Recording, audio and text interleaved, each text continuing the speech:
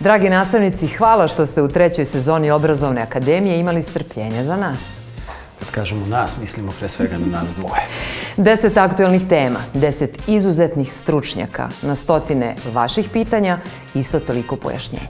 Saznali smo kako mlade možemo motivisati da čitaju i da učionica može biti bez zidova. A šta smo još naučili? Naučili smo kako ojačati posvećenost učenicima sa teškoćama u razvoju. Isto tako da se uspeh može naučiti u školskim klupama.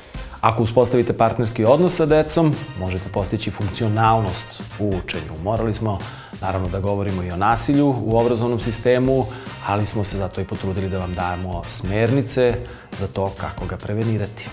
Znam, Miloše, da si ti uživao u metodologiji srećnog učenja kroz NTC metode, je li tako? Tako je. Ali isto tako znam da si bio i poražen činjenicom da je 1/3 učenika u Srbiji funkcionalno nepismena. Dobra stvar je da se i to može promeniti, kao i greška pri izboru srednje škole. Zato je važno podržati mlade da nastave obrazovanje u školi koja najviše odgovara njihovim sklonostima. Jedna bliska tema ne samo vama nastavnicima, već i nama iz medija.